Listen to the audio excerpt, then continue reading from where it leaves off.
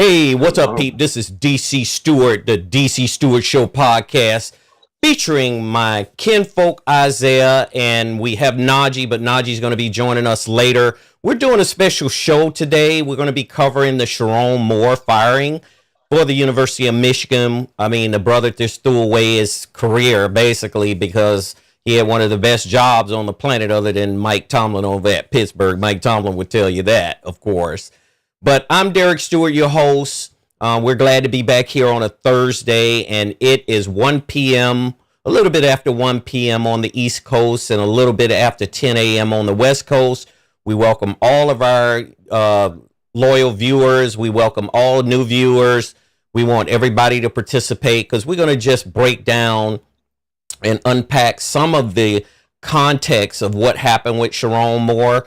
From some of the allegations, from some of the news that we've been reading yesterday. It hit me like a brick when I saw it yesterday. I couldn't believe it. I thought it was actually AI posing, and then I ended up putting that information into Google, and it did pull it up that he got fired immediately, basically for a cause. So we're going to break that down and go into that because we think it's important for everybody to know that when you make certain decisions in life, there's consequences that come along with some of those decisions. And, you have to face them. You have to deal with them because you got yourself into it. Nobody else pushed you into something like that. So I'm going to go ahead and make sure you subscribe, by the way, too. I want you to subscribe because we're bringing you, especially if you like what we're talking about and what we're bringing to you. We got a lot of people from all over the world sending us all kind of great messages about, some of the topics and content that we put out there for you. The more you subscribe and the more you hit that like button, it just helps that algorithm help us bring you more to the table. So I'm going to go ahead and bring in Isaah. He's looking damn sharp today. I'm just, that hat is off the charts. That shirt is off the charts. And I'll tell you what, I'm going to be working on my wardrobe to kind of catch up a little bit, if that makes sense. Am I right? Do your thing, DC. Yeah, man. You talking about hitting you with a ton of bricks with this Sherrone Moore episode. It's like a circus. It's an episode where, wow, you just don't believe it. It's like a movie. It's like a strip. It looked like a dream of how this thing unfolded, and it's still coming unglued right now with the fact that folks are commenting about this girl is pregnant and all these other allegations. We all figure this stuff is alleged right now, but if it all's come true, if it's all said, man, if you talking about having a playbook and a textbook of how to screw up your life, this is the ultimate jackass, man, because you think of a dream job or a job where you got 100,000 BBL sitting in the seats every freaking Saturday, and he had that, man. I mean, a job where you was up under one of the most prolific coaches with Harbaugh, at the helm a couple of years ago, and you take over for him. And I think he did a fairly successful job, and the kids loved him. He was seen to be a good mentor for these young men. And see, this is the thing that devastates me. When you have a bunch of young men is following your lead, and in a couple of years they will be offering their own into adulthood, and you have a leader to take this drastic turn to the wrong, because that's what it is, man. And to devastate so many folks behind it, man, it all seemed like a big lie when it comes to him now, man. I mean, I enjoyed to see how he coached, the way he motivated these young men, and then to make it go so sour at the very end of it, and didn't ultimately get arrested behind it.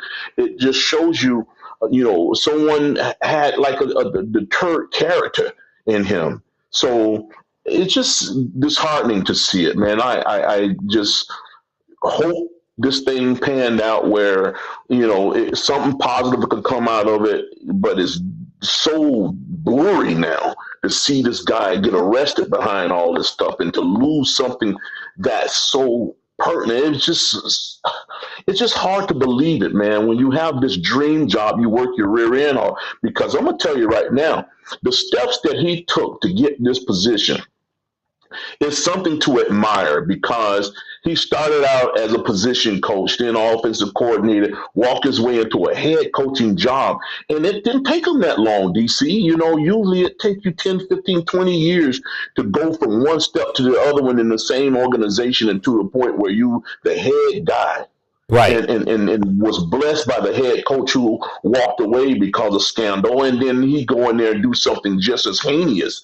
I just, it just pissed me off to see something this difficult to understand, and why it's just as plain as you can see it that it was wrong, man, and you're going to get caught, and it's not going to end well. And he did it anyway, man. What a freaking fool he is.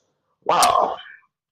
Yeah, I have to agree with you there. Sherrone Moore, he started from the very bottom up. And by the way, before we really kick this thing into high gear here, we actually show we have actually sensitivity for situations like this. I know I do. I know Isaah does.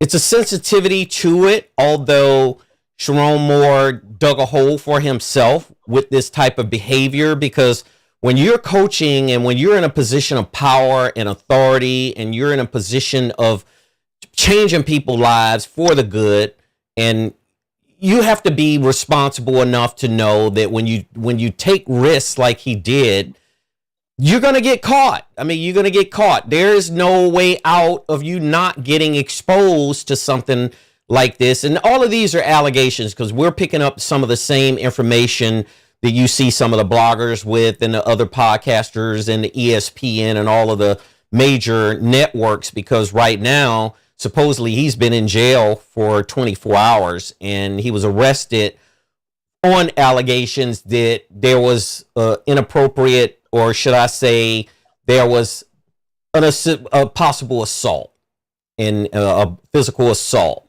And that's what they technically, the police kind of put out there right now.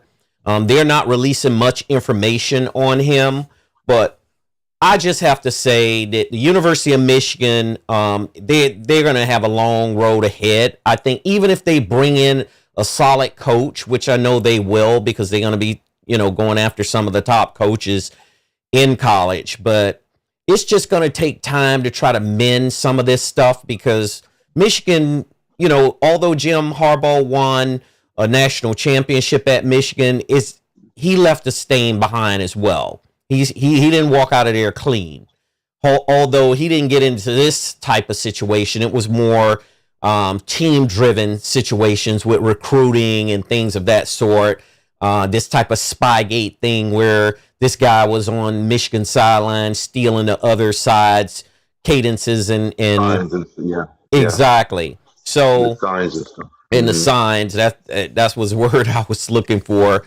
But, all of this stacked on top of now what Sherrone Moore has, this is a huge scandal. This is a big scandal. And it's a scandal, I think, that can be ranked up amongst the top scandals in college football, because we've had some big ones, in the past, correct? Yes, yeah.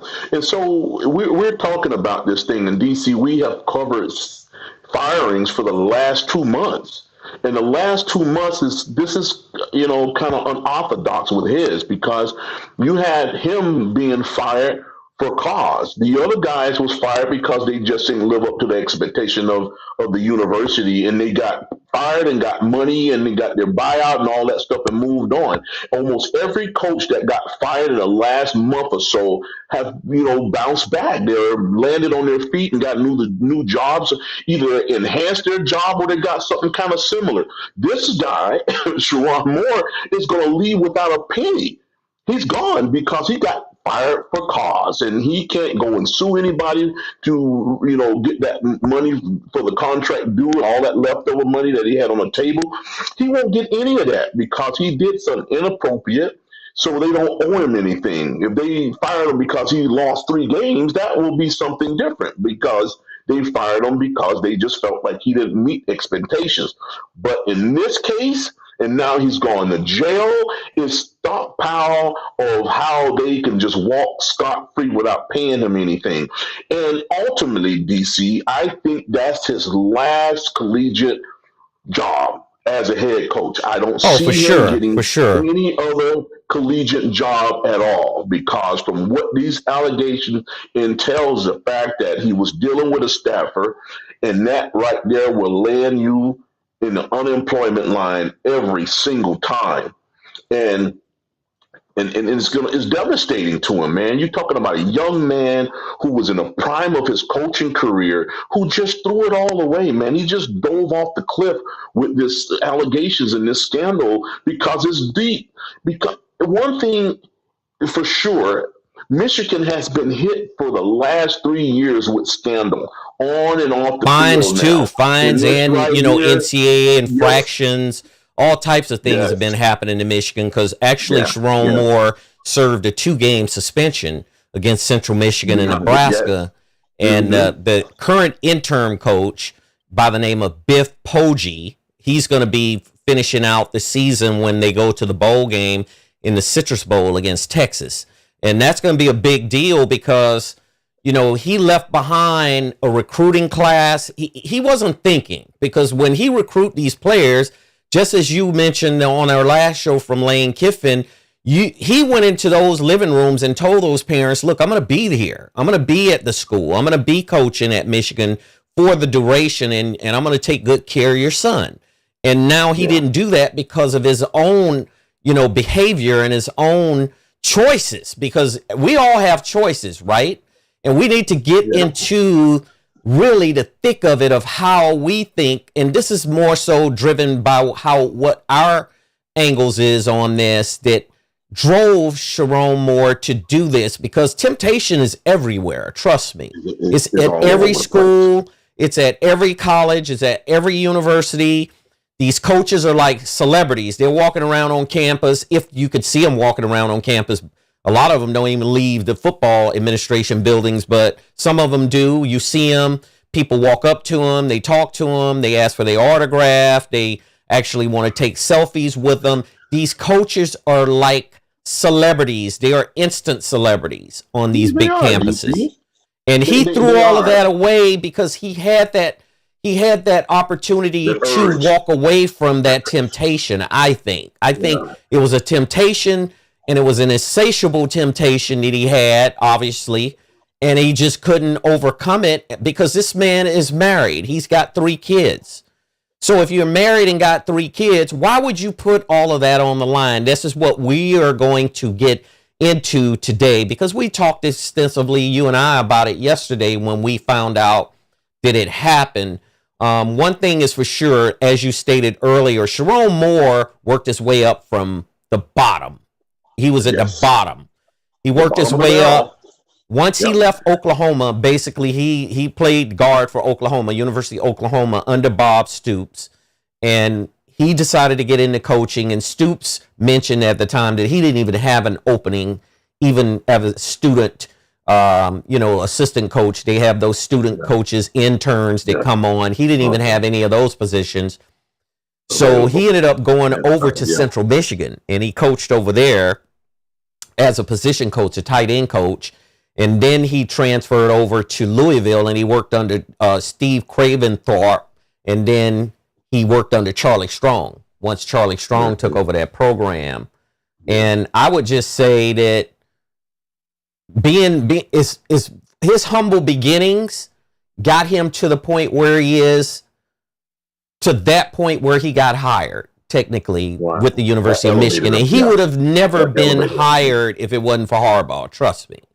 He would have never been even considered for that job. They would have sat down and interviewed him and all of that, but he wouldn't have got that job if he came in as an outsider.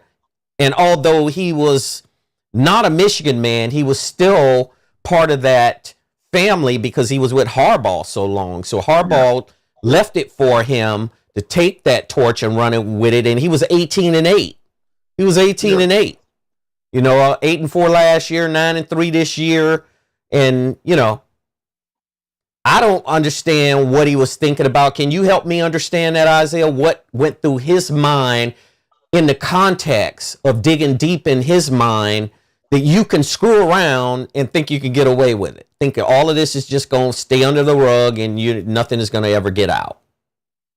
Well, the convenience of some of that stuff can drive it, DC, and then it get good where it's so, touchy, where you can always put your hands there. So it went on. And then turned to a relationship. And then once you get relationship and emotions and all that stuff, and then get to be where it's something solid, and then is where is an ongoing situation, and then you can't turn back, and then it get deep, and then sometimes you produce offsprings because of it, man. And from what they say, this young lady might be pregnant. So if that's the case, it's even further damage to his own personal home and everything else, because his wife's chances are she may not tolerate this infidelity. And the fact that now he's lost his job behind it and got a record now because he got arrested for it. It's just a stockpile of allegations right now, but we'll see how this thing panned out as it unfold, but it just don't look good at all for him, the university, and the university has really got themselves boxed in the corner because they got so many other scandals happening all at once, and then with this thing power drive them to this canvas, it just even sits worse, man. And the teams that rival them are licking their chops. They're happy because now you got to think about regrouping. And regrouping means you got to turn back and go get another coach. You got to get another staff together. You got to cross your fingers that your kids don't take off on you, because usually most of these kids love Sherrone Moore. I mean, they loved him. I watched 2 years ago when Harbaugh was suspended and he took the helm and he won against Ohio State, and he was out there crying like he was at a funeral because he was looking like, wow, I got my opportunity. I can do this. And then, of course, Harbaugh blessed him. The university hired him and gave him a decent contract. And then he went there and tarnished everything, man. It's just ugly all the way around the top, man. It's just really a nasty scandal. Most of these universities who fired their coaches that already done fill those seats, and now Michigan has got a wide open seat. And that interim head coach, they're not going to keep him there. They got to go dig and find and go pull somebody from somewhere else to bring them in there to fill this thing. But it's ugly, man. It's really, really a devastating blow to the University of Michigan. Yes. Absolutely. And to the University of Michigan's brand, because that is a brand. Yeah. If you look at all of these schools, you're talking about a major brand, because they have, they're in bed with they're entangled, let's just say entangled with all of these different corporate sponsors and just different, organizations. And when that brand gets threatened, they got to get rid of the problem. That's how that works. If it's a problem, they have to get rid of it, and they have to nip it quick. They have to nip it in the bud really fast. And DC, and you're right about that, because how fast it was. The moment you heard the scandal, he was gone.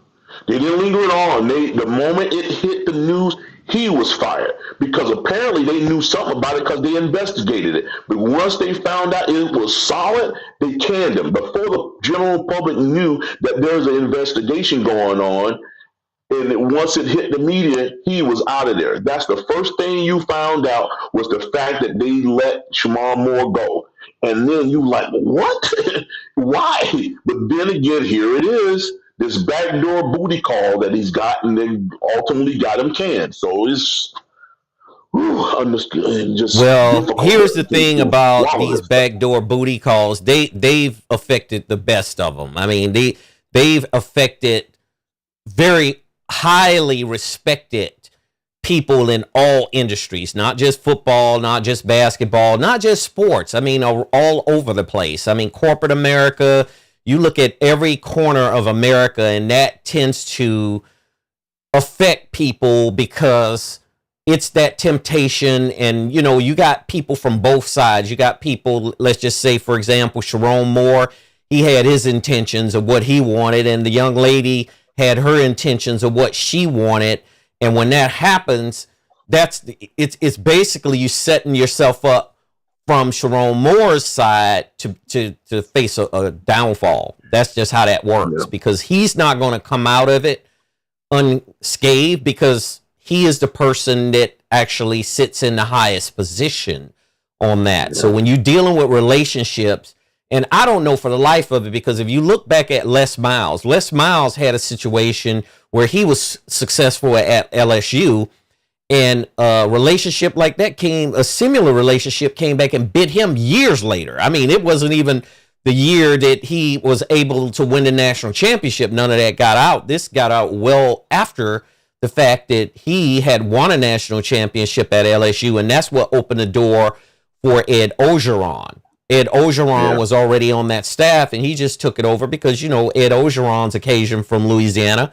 He was perfect. He was a perfect fit for the program. So the school made a really good decision to bring in Ed Orgeron. But back to Sherrone Moore. Let's talk about the national championship run. We're going to go down a list of things, and then we're going to try to hit on some pointers to give our viewers what we see and what we think is going on here. So he was offensive coordinator in 2023, the peak of the program. Jim Harbaugh had beat Ohio State 4 times, technically, and Ohio State couldn't figure him out. They were even talking about Ryan Day's job at one point. If he didn't get this done, he was going to be on the bubble, right? Am I right? So yes, sir. You they went to an undefeated season, beat Washington in the national championship. All of the glory was there. Sherrone Moore enjoyed the best of everything. He was the offensive coordinator. And he had, to me, he had the best job on the planet because he was a coach. He surely did. Yeah. And he was a coach for a successful head coach and a successful program, because Michigan is, to me, and I'm gonna go out on a limb with this. Michigan, to me, is more prestigious to have a head coaching position than even Notre Dame, I think. Personally, a lot of people would say I think it is, Dean. No, I think Michigan goes way higher in terms of coaching a program like Michigan over Notre Dame. Notre Dame's a small little private school, and it has history behind it. Yeah. You had the Ara Parsegans of the world, and you had the Lou Holtzes of the world, and people like that who went in there and they won championships at Notre Dame. But Michigan had Bo Schembechler forever. And, and then after him came Lloyd Carr. Coach what Newton knows. He stayed there so long, you didn't know no other coach but you didn't know any other coach at Michigan. Right. And Bo Schembechler, he actually put that program in a position where it was a program known for toughness, because Bo Schembechler, he was a hard-nosed coach. He was a hard-nosed type of guy. So when Michigan played, you gonna be in for a dogfight, right? When he was coaching. No doubt about it. Even though they might not have been winning as much, getting to championships, they still was very respected back in that time. So Sherrone Moore went from a national championship to jail. Help me understand that, because you go from a national championship, then you're slotted in a position that you didn't even have to interview for. They just told you you're the coach. Technically, you're the guy. You're our guy. Yeah. He just changed offices, DC. Exactly. From one office to the next. Exactly.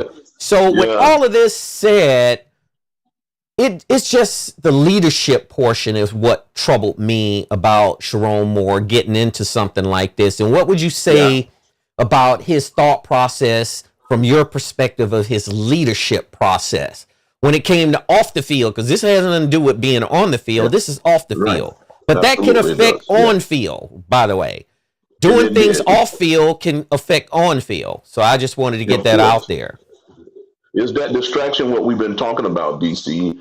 And you do something like this here, and it distracts everything, the whole program, and it's not going to just affect football at this point. It affect the whole university, no matter what, because the football is the biggest portion of the revenue. Yes. And what I really wanted to allude to earlier is the fact that, of course, as we grew up from 7 years old, 6, 7 years old, all the way into college playing ourselves, I always looked at the head coach as that second father figure, man, because that's what they were. You can almost tell them anything. They was always giving you advice. You know, you had to lean on them in hard times and all this stuff, man. And, you know, people who didn't have a father like mine. I mean, see, my dad was my everything, bro. I mean, he was Absolutely. my everything. I leaned on him for advice, spiritual advice, leadership, everything, man. And his strong and his wit, all of that stuff came from my father. But so many people do not have that luxury, man. They look for a football coach to do that. And the football coach has to be that lead, that guy, that strong person, that person who has that balanced thought process and all of that. But when you have a guy who turn and go to the wrong block, he turned and went down the wrong block, man, and he screwed it up. So all of these kids who looked up to him, all these kids thought that he was a father figure, all the people who thought that he had a level head, all the people who thought that he would always make the right decisions are going to be faint. Their judgment is going to be cloudy of him, like I am, because I really rooted for him to go forward when he got this job, because I thought that, damn it, they hired him just that easily because he showed them that he proved that he can do the job when Harbaugh was out. So they just slotted him in. He had decent 2 seasons, and then he wrecked it with a booty call.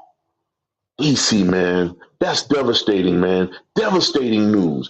Devastating to sports.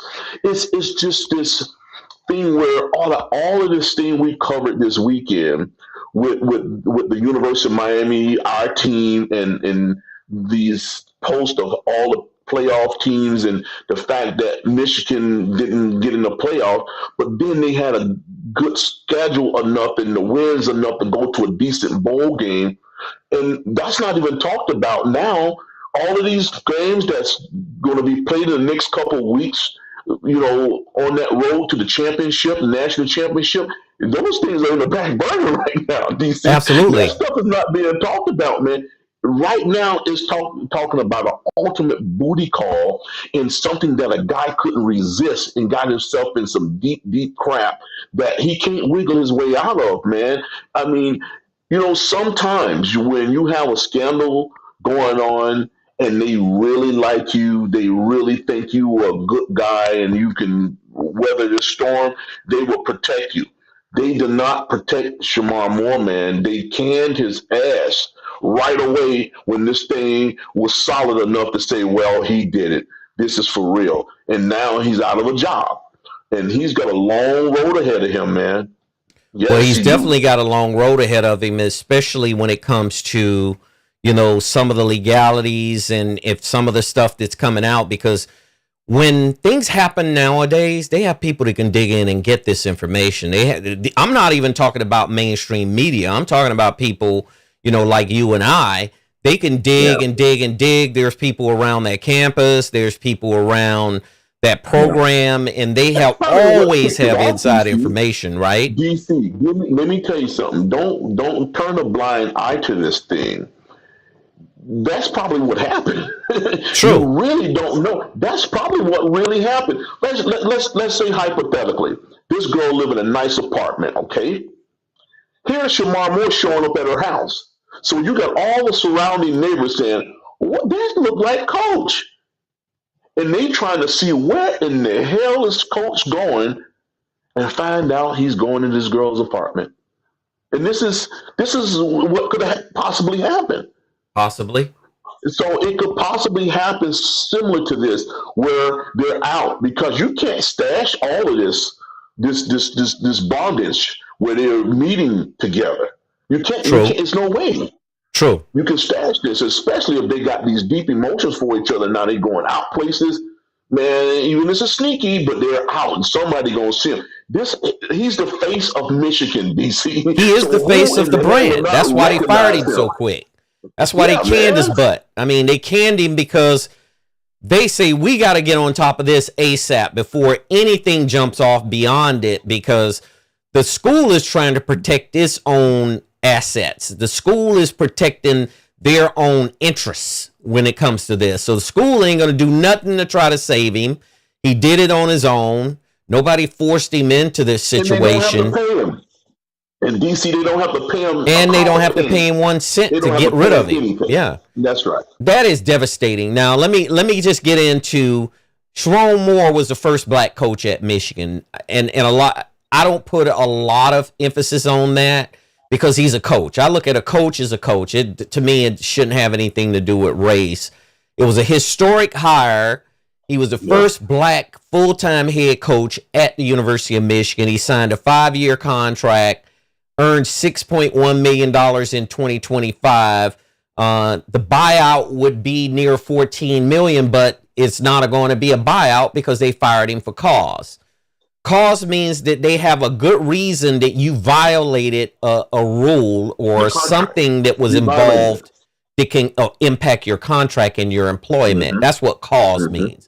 If they don't fire you for cause, that means that it's something else. If he would have been fired under a performance clause, he would have got paid because if they wouldn't, the team wasn't winning and they decided to get rid of him, the school is on the hook for that. But when you get into a relationship of infidelity, and that looks like what this is, I'm not going to even say anything else other than it was infidelity because the man had a wife and kids sitting at home waiting on him to come home every day.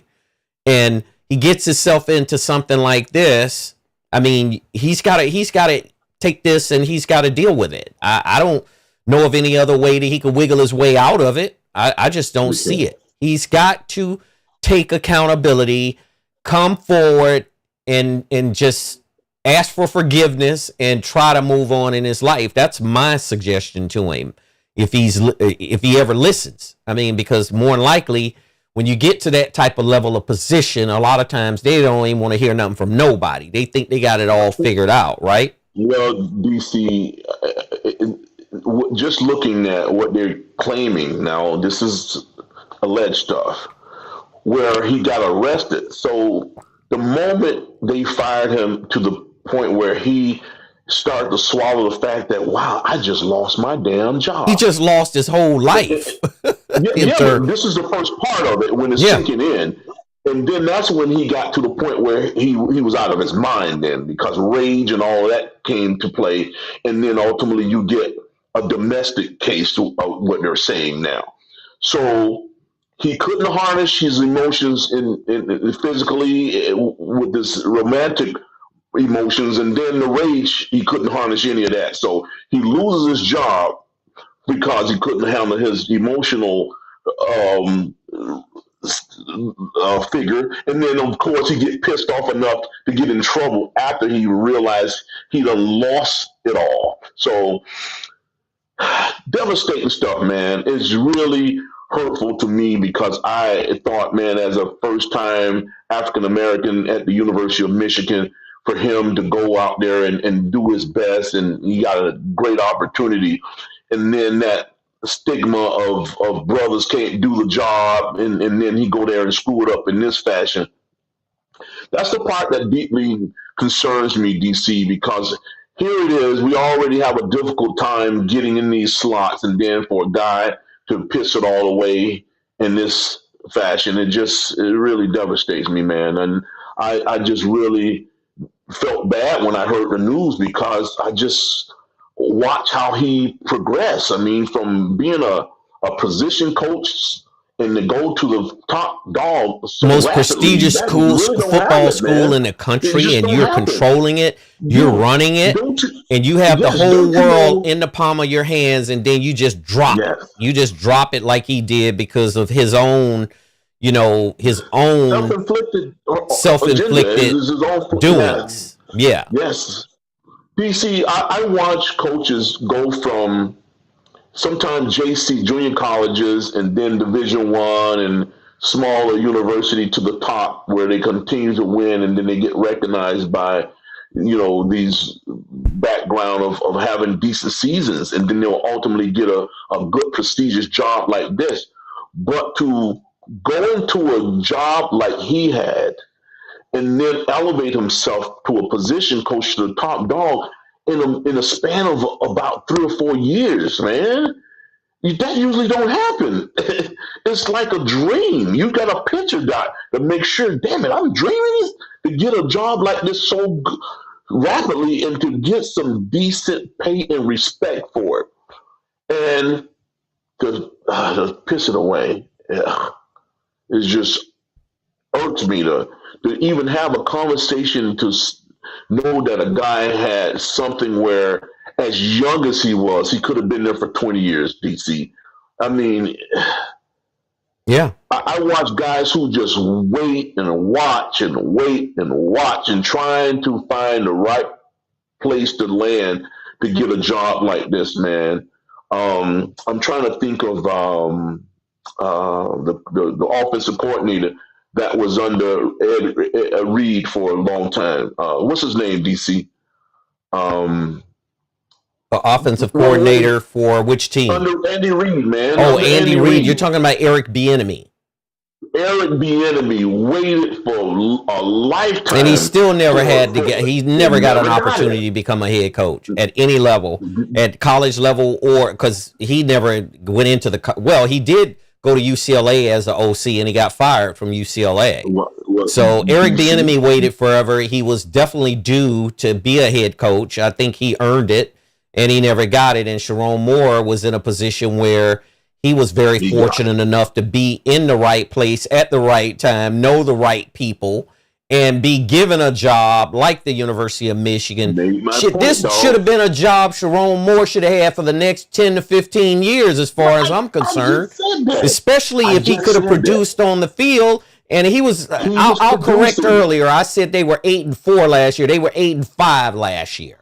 And they were 9-3 this year. They beat some good teams. He beat Ohio State a couple of times by himself. He didn't even have Harbaugh there with him. Right. You know? Yes. So when it comes to him having that opportunity and just blowing it and throwing it away, he did it. I mean, he did everything that you shouldn't do to be able to hold on to a position of that type. I mean, because he would have probably got a new reworked contract and everything.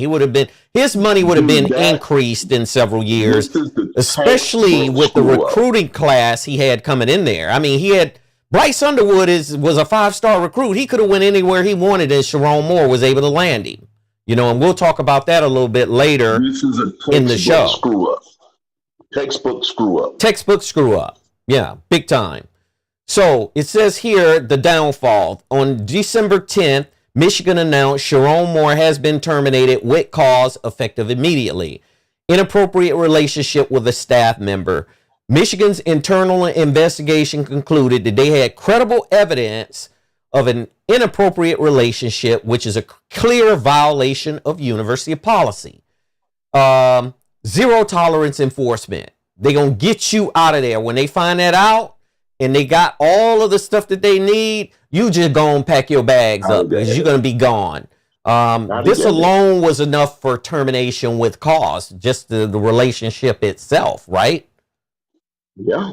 I mean, especially if this alleged stuff is true with him producing a kid out of this thing. It's just, and that's allegations. That's all alleged information. That's by the way, is alleged. All of this stuff that we're saying alleged because we don't.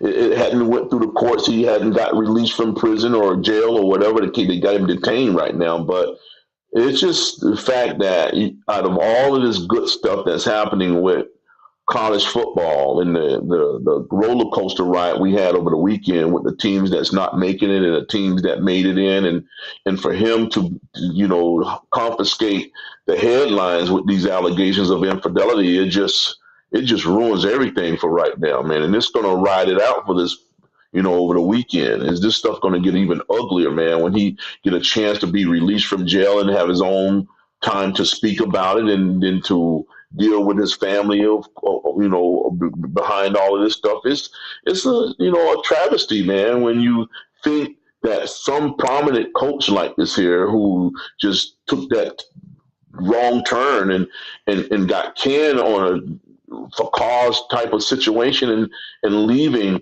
without the bag, man, is devastating to see that happen when so many every coach who's gotten fired this year got a bag, walked out the door with a bag, but Yeah, his ask ass. Brian Kelly about it, because we lobbied for Oh Brian Kelly for man, weeks and to get his he money, and got Brian every Kelly bit got of his every money dime of too. his money because they Every fired bit of his him money. unfairly to me. But that's a whole nother topic and discussion there. So this is devastating for Michigan, and here's why.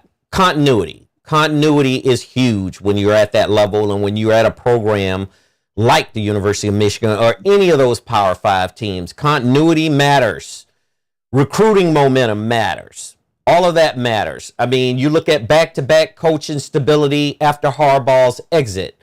You're looking at a coach who the players actually loved. I mean, like you said, you said it earlier. The players love playing for Sherrone Moore. It's the reality of it.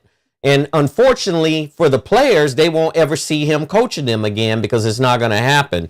Now, what he also has to deal with when he is released from, he's being detained with a police department, because according to the address that was in an article that was on the Detroit Free Press, the address is only 3 minutes from campus. So that address is condominiums. It's a bunch of condominiums right there in that general vicinity of that intersection. You got condominiums. So that's 3 minutes away. That was where the complaint was filed in the 3000 block, of Saline and Ann Arbor roads. And that's a condominium complex. So obviously, allegedly, he might have went over there and he was trying to, address some of this situation to try to head off some of it. And he just wasn't successful at that. And you're not going to be successful at it. So now what he's going to have to deal with when he gets out, he's going to have to deal with the media's got his whole street covered. He probably have to go through a checkpoint to get into his own street on his own house. And to get into his own house, he's going to have to go through droves and droves and droves of media. So think about that. And drop that fucker on his front door. Yeah, and think about how his wife is feeling about that. To have all those people, those trucks, and all of that stuff staged outside of your house, waiting on your husband to come home, so that they can ask him all these additional questions, right? Man, really, man, I just hope they don't show his family, his wife and his kid, man. They're going to freaking, the media so wicked sometimes. They'll go in that man's wife's face and start bringing up stuff and asking her how she feel and all of that, man. I just hope they don't do that, because they'll do it. They'll do anything. Oh, they'll do anything to get the story. Yeah. Sure. Sure. Absolutely. Yeah. So let me ask you a logical question. Did Michigan act too quick on this, or did they do what they needed to do to protect themselves? They did exactly what they needed to do, DC. When you got something like that and you got your guy on the top, I wish more teams will do something like that when they have somebody that's out of line. Sometimes they get protected because they like them a little more than others. And in his case, he wasn't getting that love because it don't seem like they tried to make this thing go away. Because sometimes when there's alleged stuff like that and there's an investigation and they find it to be true, they try to see how big what's the impact going to be, how deep the impact could be against the school, right? Yes, yeah, and they'll see how that's going to work, and if it don't take away too many intangibles, they'll let it ride out. But if it start being severe where it's going to burn the house down because of it, they're going to let you go. And see, they didn't give him that opportunity. They just either figured it was going to be big enough to get rid of him, or they just say, well, hell, man, we getting rid of him. He did that. He's gone. So that's the consequences of it when you do something like that, man. And sadly, a guy who worked his rear end to get where he was, he just pissed it away in DC. And I've said it so many times before. You got to see things like that before it go down. You start getting these emotions and feelings for it. You got to either try to move her in a different direction if she was working on this staff, or either try to stay away from her, because ultimately those emotions going to wind up elevating itself, and next thing you know, you into something that's going to get you in trouble. I don't, to me, and this is just my whole take on this, I don't blame the young lady for nothing. I blame him for everything. I blame him for causing this problem, because it's every bit of it is fault. He brought the school He brought the school problems. He brought himself problems because of his own urges. And we all have urges, by the way, but you have to fight that urge and you have to keep that urge under control, because if you don't, you're going to end up like him, more than likely. It ended up with Boston, with the Boston Celtics, Ime Udoka. He ended up getting fired for the same situation. Stafford. Yeah. And you got tons and tons of people about the convenience of it, DC. And the convenience of it, and you got all of these people around this program. Who knows? Michigan's probably got thousands and thousands of people that's involved in that football program. I mean, just staffers, front office people, people from all different directions, people who are trying to get, sponsorships through the school and all of that kind of stuff. So you have to be aware of that when you're a coach, and you have to control your urges and, some of the things that he's been alleged of doing, right? Yeah. So it all went wrong, I believe, the day that he started seeing this young lady. I think it went wrong. I mean, he turned the corner when he was supposed to go right, and he turned left, because he was not supposed to be involved in anything like that. Any job in the United States that I know, because I've known people to get fired on jobs that I've been on for having relationships on jobs, managers and subordinates and things like that. They'll walk you out. They don't want that, because they know that brings a different type of problem. That brings different elemental problems. Distraction. It's distraction, DC. I mean, it is. You can't govern the way you need to do. You exactly. got somebody in there you got a relationship with, and then they come in your office, or they're doing something. It's just and it looks as though it's like a favoritism type of thing, where you're doing things for this person that you wouldn't do for anyone else, and they don't want that. That's not a good look. Period. Right? Just look at that blue tag down there in North Carolina, man. You're talking about Bill Belichick. Yeah, Bill Belichick, and you got this little young girlfriend working around there, and he can't win a damn game because he's got all of that, circus going on down there. And it's the same doggone thing, man. It's that distraction where you can't focus on anything. The topics of the day is your girlfriend instead of, are you going to beat this team that's on your roster, or of your schedule this coming up weekend. So, I mean, I always refer back to Nick Saban when Saban was coaching, because he had a genius way of diverting that distraction elsewhere. He'd keep it out of his locker room. He'd keep it off his field. He'd keep it off the minds and of his players' head. He don't want them talking to the media. He don't want them being interviewed or nothing, because he knows that makes you lose focus. It does. The task at hand. So he knew how to make sure that distraction did not hit his program. And then this is one of the ultimate distractions, man. And it's going to be something where the University of Michigan will have to climb their way out of it from years to come. This isn't going to just stop right here. It's bad for both parties. It's bad. It's really bad for Sherrone Moore. Yeah. But it's bad for Michigan, because they had just got back on their footing from some of these, infractions from the NCAA. Because on their footing, DC, they still being punished for the stuff that they did. Exactly. Man. They still being punished for it. They didn't finish up the punishment for the things that Harbaugh did over there. They were still getting punished for some of this stuff. And then here it is, something just as deep. Well, here's a question I have for you on a quick note.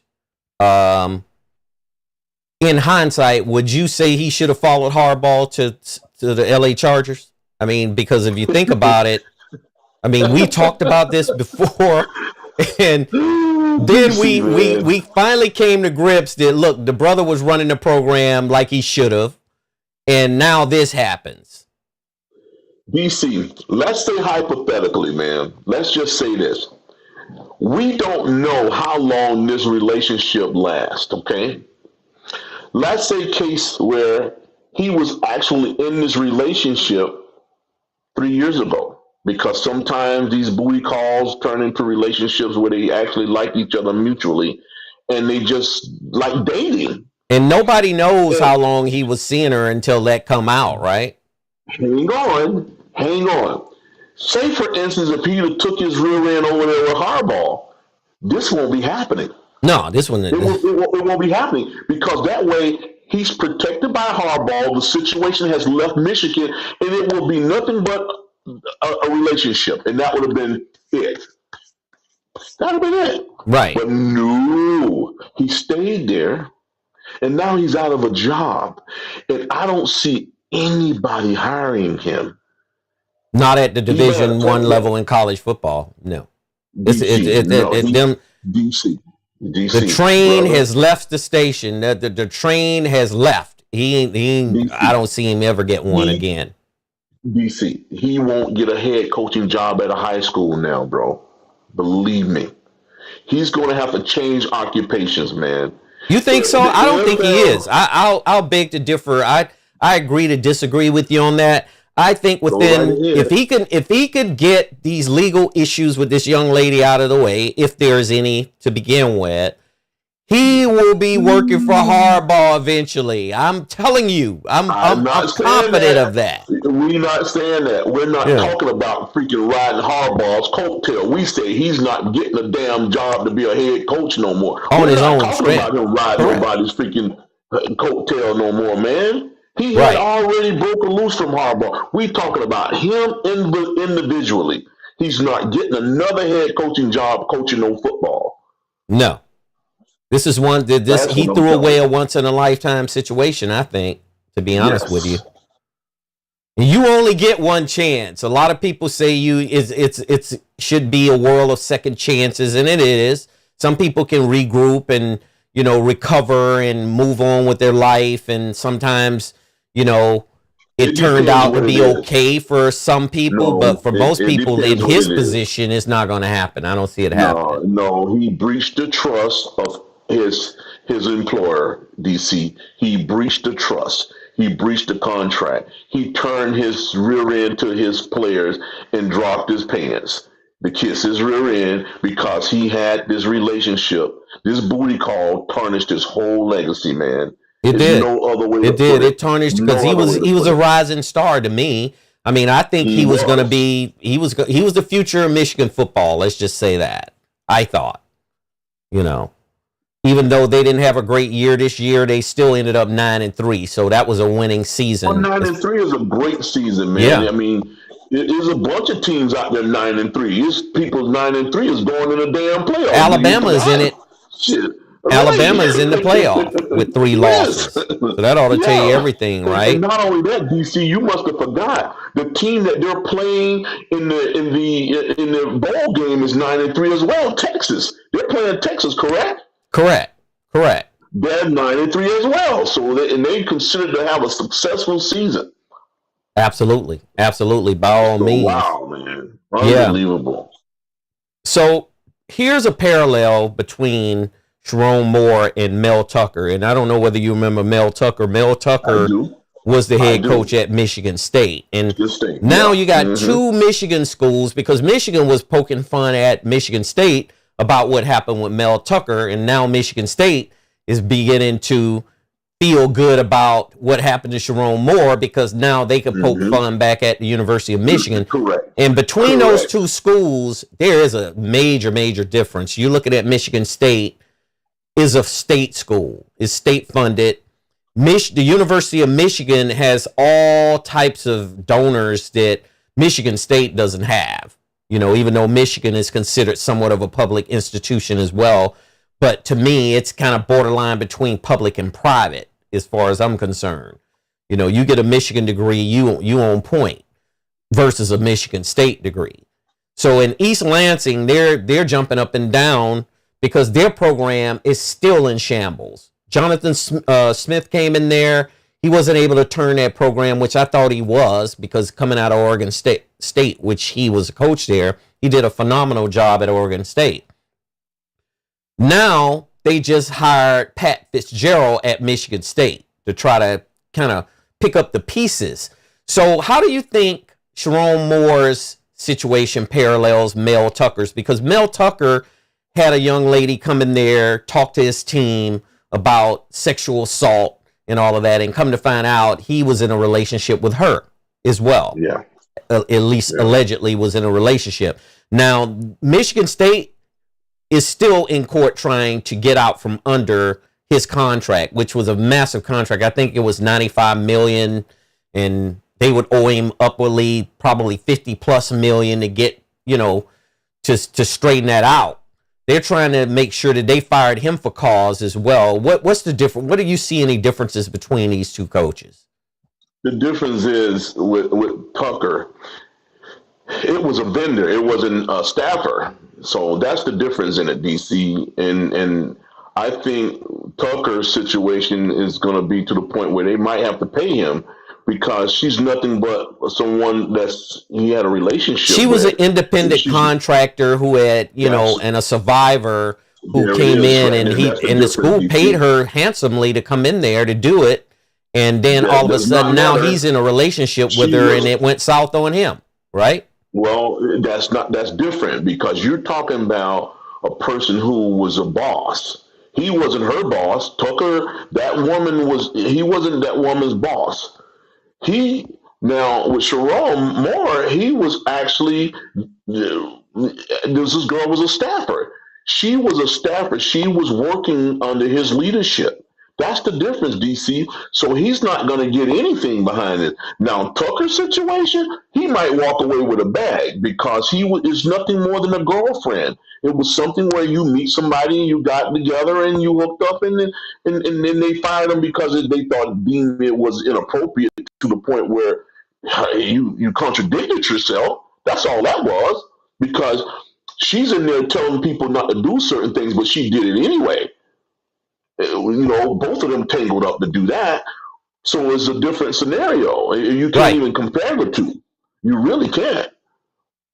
But, so it looks as though Tucker was fired for cause in September 2023. It says due to admitted and undisputed behavior. It's not for cause. Right. It's not for cause, DC. It's just a sleazy situation, but it's not for cause because if she wasn't working. She wasn't an employee of the school, but however, she was not employed there. She wasn't an employee of the school, but she did mention it was sexual harassment involved with Mel Tucker. So anytime a school has to deal with that could be a problem, and that could be something that the school doesn't want to deal with, right? If there wasn't a mutual thing, DC, then that's when it kind of get a little iffy. If she filed a sexual harassment claim, then that right there that could be for cause, because it's something where it's like inappropriate, and it's the part that you antagonizing someone, you messing with them, and they tell you that they don't want to be bothered with it. Sexual harassment thing can kick in, but I thought it was like a mutual relationship that they deem inappropriate because he was just screwing a person that was working there. But it's not like that. If it's to the point where it was a case filed for sexual harassment, now on his defense, if they got to the point where they were out, they were dating, they was going on, and they had a mutual relationship, it's going to be difficult for her to pull this thing off. But if she told him it's over, and they got text messages and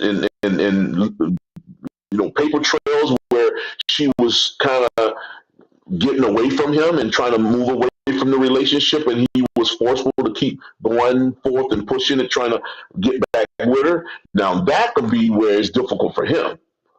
So if there's not any of that trail of they're trying to break up, he's in the driver's seat, man, and they can try to wiggle their way out of it if they want to. But if they can establish the fact that this woman tried to get away from him and she didn't want anything to do with him anymore, and he kept pursuing her, she don't have an argument, DC. And stuff like that is sickening to me, because once you go into a relationship and then it fails because he might have found somebody else and he just didn't have time for you, now all of a sudden it's sexual harassment. It pisses me off with cases like that, because the ones who genuinely have a case, it falls on the deaf ear, and people don't get their satisfaction of having this person prosecuted because they don't get their day in court because people didn't believe them. Absolutely. And that's not right. That's not right. Mm-hmm. And all of this stuff like that is kind of money driven, and it's sad because you feel like, oh man, this guy gave me this life of luxury, and now he's moving on, and I'm not ready because I still like him, and then all of a sudden here it is, you got a lawsuit going on, and this almost like that Shay ordeal. You was out there Absolutely. banging the man, and then all of a sudden he felt like, oh, you too much because you're young, and now you're causing problems, and I'm going to get rid of you. Then you hire an attorney to get him on the phone and pull a little wicked stunt. But and I just was pissed with him because he fell into the boo boo hole because he should have known that he was being recorded and all of this type of stuff. So it could be a double edged sword, DC, when stuff like this happens. So, and like getting back to the initial point, I think that the University of Michigan gonna wind up paying that money out. You're talking about That's what they're Michigan gonna do. State for Mel Michigan Tucker. State. Yeah, Michigan State with Mel Tucker. They're I'll going to wind up paying I'll go out on the limb and agree to disagree with you with that. Michigan State ain't gonna be on the hook for Mel Tucker. They owe Mel Tucker $80 million, and this woman really? allegedly, They gonna according fight to them what to I the just end, read, filed They gonna a use sexual her. I didn't know harassment it was that lawsuit. much. She filed a Ooh. sexual harassment lawsuit against the school and Mel Tucker. Oh, So wow. Mel Tucker is DC, more let me back likely, up if he on that gets one there. anything, he'll be lucky, I think, Let personally. me back up on that one, DC. I didn't know it was that deep. If it's $80 million, Yeah, what they gonna do? Let me tell you this now. What they gonna do? They gonna side with her to keep the damage of flow course, of from course, them. They're gonna of side with course. her because listen to this. Say for instance, she's suing both of them. She'll get probably $15 million, $20 million from the university. And then if they pay him, they're going to have to give her the $15 million and then have to honor his contract too. They're not doing that. They're not They're going to going do to it. side with her. They're going to side with her so they won't have to pay him. That's the cheapest way out. That's the cheapest way out of it. Well, Mel Tucker brought this on himself as well. I mean, he didn't. Nobody forced Mel Tucker to begin a relationship with someone that he had come in to talk to his team. So that's on him. And when people start to realize that you are responsible for your own actions, nobody else is responsible. You are responsible for your own actions, whether you're a football coach, whether you're CEO of an organization, whether you're an airplane pilot, you can be anything, a school teacher, anything you do that's going to bring reproach on an organization or anybody that you're working for, they're going to get rid of you and they're not going to want to pay you. And they're going to have certain language in contracts to justify not paying you. Does that make sense? I can tell you this, DC, that when it goes to the sexual harassment charge, it's deep. I mean, I've known about this type of behavior for years and years and years. That's one of the fastest way any employer to get shown the door. can your ass. Yep. You can get shown the door real quick, real fast. An avenue where they don't have to listen, man. It's that severe thing because they know they're going to be on the hook because it devastates people emotionally. Right. Because if you got a person that's being harassed at the workplace and then they take it home and then they have a family at the house where the woman is married and every time she get ready to go to sleep, she think about this fool who's messing with her. Bro, and then the husband's like, baby, what's wrong with you? Oh man, I can't. I just got this thing happening. Every time I close my eyes, I see this. Dude, that right there can break a marriage up, man, for something that's happening at work. So they take this really, really seriously, man. And it all came back in the day with that guy called Clarence Thomas that sitting his. Well, that all of those things changed when Clarence Thomas was sworn in as a Supreme Court justice. He changed a lot of laws because of this, man. That's when it changed. Mm-hmm. And it was implemented federally. So all of those laws and this on the job site thing, and you talking, and that's why you can't have pictures, you can't have video, you can't have vocal content of it. Any of this stuff will jam you up, man. For sure. Any of it. And it ain't even you saying it. Could be a third party. You ain't got to be saying this stuff to the person that you're talking to. It could be a person that heard you can allege this stuff. So it's deep, man. It's Absolutely. really deep. Absolutely. Yeah. So I'd like to welcome in Freebird Tony, our guy. He's joined us. We're thanking you for joining us, Tony. Thank you. And we got Eddie that joined us as well. And Eddie said, great show, guys. Thank you, Eddie. We're looking forward to having you back on the show with us as soon as this weekend. So we'll be talking about a lot of different topics and things of that sort. So let's wind this show down, and I'm going to just go down a list of coaches. Who replaces Sherrone Moore? So I'm going to name off the first coach for you. His name is Jedd Fisch. Means that he's Washington head's coach right now. He used to coach at University of Arizona. He was once the offensive coordinator for the University of Miami, and he was a former Michigan assistant. He's a great offensive mind. He would go right in and be able to work with Bryce Underwood, and he has a deep relationship with the program. So what do you think about Jedd Fisch? Well, he's a former Miami man. You know, I'm always biased to that, but you know, when you got a guy who's been around like that and coached and been successful, those are the people you look for, and that's the reason why we can always go right back to Sherrone Moore, who was never in that position to be under, having his own job, having his own, head coaching job somewhere else. And he parlayed his way into this position. How lucky he was, DC. Mm-hmm. And you just look, every last one of those names you're getting ready to read off has been a head coach before. Absolutely. And numerous, at least with the exception of one that I'm going to name off. But go ahead. Keep digging down. But what we're saying in this is, with the exception of one, but that's out of a whole list of people. And how lucky Sherrone Moore was to be elevated to this head coaching job and squandered away. Mm-hmm. Ooh, go to the rest of the list. All right, number 2, Kalen DeBoer. Kalen DeBoer is currently Alabama's coach. He's been mentioned in all of the openings in the bigger programs. Man. Do you think Kalen DeBoer is going to leave Alabama to go to University of Michigan if they offer him the Brinks truck? If he goes over there, listen, man, if he move a muscle with the blessing of Nick Saban helping him get that job and he go to Michigan, and just coincidentally, Saban coached over at Michigan State, so they know that town. But if he leave Alabama, he got to be the most cuckoo bird I've ever seen. I'm telling you, man. Why is that? I mean, why would you think he's a cuckoo bird? Because Michigan is a more prestigious job than Alabama. I don't care what nobody say. Alabama's got history, Bear Bryant, you name it, Gene Stallings, but those two programs in terms of prestige don't even come close, man.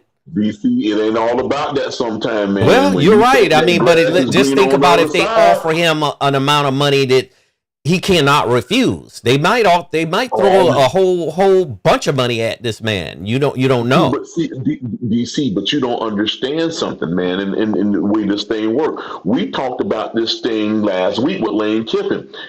If let's say case in point that Michigan does offer him that bracket of $12-13 million, don't you think that Alabama might in turn match that money? I'm sure they will. I know Alabama would match it. But that's my point exactly. So if they're going to offer you the same amount of money, why the hell would you even make that decision to move over there? First of all, it's colder. Damn sure colder in Michigan than it is in Alabama. You can buy a lot of jackets with the amount of money that they would offer Kalen DeBoer and his family. Yeah, they can buy a whole barn full of jackets to stay warm. Whenever these jobs bring you in and you get this other opportunity and you jump on something that you might think that's better than what you are, you might be making a bad decision, man, because he's got himself kind of sunken into Alabama way of doing things, especially getting back to Saban again, where this guy is leading and guiding you the right way and embracing you with the culture of the Crimson Tide. Mm-hmm. And you turn that loose to go to Michigan?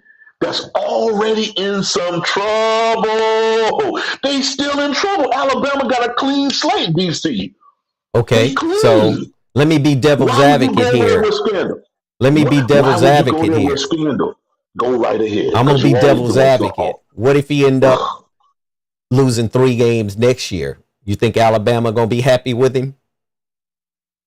If he go to Michigan, he gonna lose 3 games next Well, year. okay, so here's Kalen DeBoer's resume. He's an offensive minded coach. He would have more. Alabama's got a ton of resources. Trust me, I'm not even questioning the amount of money that goes into that program. But to be able to recruit a kid to University of Michigan versus University of Alabama, who would you go with? I mean, Man, if you stay put at the Crimson Tide. The man better not go nowhere, DC. I'm telling you, I'm riding on this. Hey, I'm telling you, I'm solid with this. He better stay put. He go to Michigan, he's gonna have some serious problems, man. I'm telling you. yeah. Michigan right here is in shambles, man. They got a It's going lot to of be a stuff going program that's on, going to man. have to dig out. I can tell you that. And that's not going to be easy because Listen to me, DC. Michigan need to hire somebody who's looking for an opportunity, Mhm. who's willing to endure all of the distractions that they had in the last 3 or 4 years. Because he's getting there, he's fresh, he's brand new, and he can embark on that new thinking of what's going on there in Michigan. The boy is in Alabama solid. He understands the culture. He see he's got to kick butt over there. He's got to beat Georgia. He's got to beat Alabama. He's got to beat all those little necessary teams that's underneath you're that talking they about he's know got he's to got to beat win. Texas and Georgia and all those schools, right? Yes, yeah, Yeah. yeah. Yep, and that's what he's got to do. And Now, that's you what go can get over him to 06 Michigan. out of there in a couple of years. If he don't do that, he'll be gone. That's the Well, reality of let me tell that. you something, man. I'm Yeah. just telling you right now. If he goes over to the Michigan, boy, he better have prayer. He better have them mothers lined up with some blessed oil and everything else, man. Absolutely. So let's move down this list. The third candidate that would be considered would be Jesse Minter. Jesse Minter was the defensive coordinator under Jim Harbaugh when Michigan started coming up. They won those 4 national champion. I mean the 4 Ohio State games. He's a superior defensive coordinator. He's currently with Harbaugh in the NFL at the Chargers. Let me just say this before you start talking. I'm going to talk directly to Jesse Minter. Don't go back. Don't go back to the University of Michigan. Don't do it. DC, he was part of the Don't scandal, do man. it, What the Jesse. hell you Jesse, gonna turn around Jesse, and go don't back do for, it. If they man? come a calling and they want to talk to you about it, just say thanks, Block but him. no thanks. I'm going to No, stay in the hell no, NFL block and I'm him. going to be the defensive Block him. coordinator for the Los Angeles Chargers. Don't do it, Jesse. That's all I'm going to say about that. DC, he better hit block. He better know how to block that phone call, man. Because if he go back over there, what are you going to do, man? You just wipe your rear end from all the scandal over there. You going to go back to it? That's right. I mean, he'd be a good coach. I'm not questioning his coaching ability. I'm just questioning all of the obstacles, like you said, that would be in his way, and that he would have to weather all of that stuff that's going on, and it's the stain that's on the program that Sherrone Moore done left behind. So think about But that. that's the part of the devastation there, man. That's going to be for his decision making right there. That's going to be the biggest part of his decision making, right in what you just said. So why would he turn tail and go back over there, man? Whew, you That's in a right. beautiful climate. You over there having a good time. You're He's in Los under the Angeles. leadership of He's a Harbaugh. Come defensive on, coordinator man. for an NFL team, and to go back to a school that you're not even 100% sure that's going to be in place to be winning in the next year, or even 2, or even 3, or even 4, I would stay put. And let's go to this last candidate, and this is Kirk Cignetti. Kirk Cignetti is not going anywhere. Kirk Cignetti is the head coach of the Indiana, Hoosiers. Yeah, and that's a long shot. That's kind of one of those what they call it. One of those things where you dangling something over a man's face. That guy is not going nowhere, Kirk man. Cignetti is not going to leave Indiana, and if he thought about it, they'd probably have to give him so much money to even make him even think about considering trying to change schools. Because right now, if you look at the Big Ten right now, the top of the Big Ten, the kings of the Big Ten is Indiana, and you're looking at Ohio State with Ryan Day. So those are the two top schools in terms of their records speaking this year. Indiana's undefeated, you know. Yeah. And by the way, Fernando Mendoza is a Heisman candidate along with Diego Pavia and Jeremiah Love, and it's another quarterback on there as well. And you're to Julian Sayin from Ohio State. Yeah. Who do you think can win that? Who do you think will win that Heisman? Is it solid yet? No, I don't know, man. These guys are, to me, I don't see no big margin where this guy is just dedicating himself to just push that margin so wide I can just pick this guy or the other. I haven't seen that yet. I don't see no standout player to say, okay, this is the guy. I've seen no breakthrough games where they were saying, wow, man, this guy's taking it. You know, it's nothing like that this year. None. Absolutely. So, you know, a lot of other coaches' names are going to surface. So it's just only the beginning, because this is such a good job for a lot of coaches to even consider to take or take it or leave it type of thing. I know some other big name coaches are going to come into this fold in the next 2-3 weeks.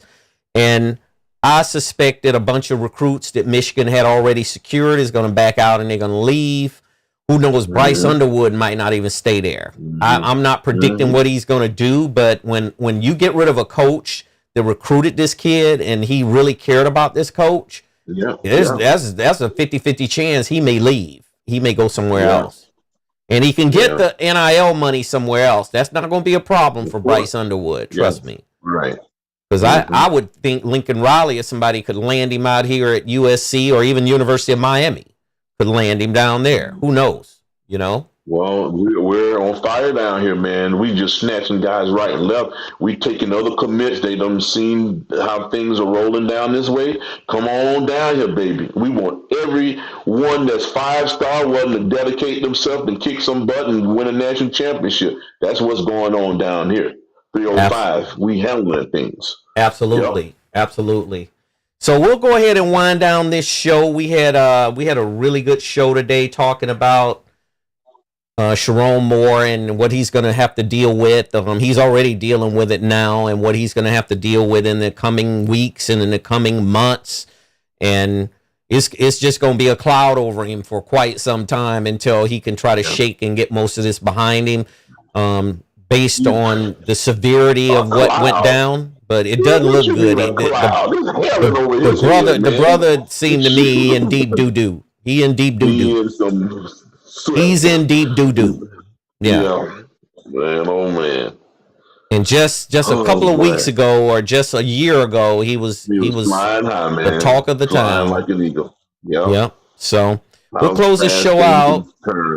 Tony said this year's Heisman contenders is kind of milk toast. Yeah. We agree, of course. Yeah. But anyway, we'll close this show out. We thank you for joining us. We hit on all of the cylinders of the topics, talking about Sherrone Moore, and we will keep you abreast of anything that jumps off in the next coming days or weeks. We're going to come on and we're going to have another show, and we'll more than likely have Eddie on with us. And Najee's going to return with us as well, because there's a lot of NBA talk that we need to talk about. I know Chris Paul had some issues over at the Clippers, so he retired. I think DC. I think he retired. Yeah. But it was a situation where it was a little dark cloud behind some of the things that went down before he retired. So we'd like to get Najee's take on that. And it's always good to be with you, the viewer, and we love what we're doing, and we hope you like what we're doing. So make sure you subscribe, hit that like button, and keep up with us. We're going to be constantly putting out content on all of the social media platforms. So, Isaah, do you have anything to close us with today? Well, man, listen, this is the holiday season. You guys be careful out there. You got a bunch of scammers out there. You got a bunch of wicked minds out there trying to capitalize off people out shopping. You guys be aware of your surroundings, man, because folks are not thinking straight. You got people that's having difficult moments feeding themselves and their families and stuff because of the situation that we're all, seeing that's happening around the globe, but not just here, but the globe. And guys, be careful, love on each other, and tell people that you care about how much you care about them, because it may not be around. So we're always talking about that. Every show we have, we advocate of being, a person of love and have good judgment and character.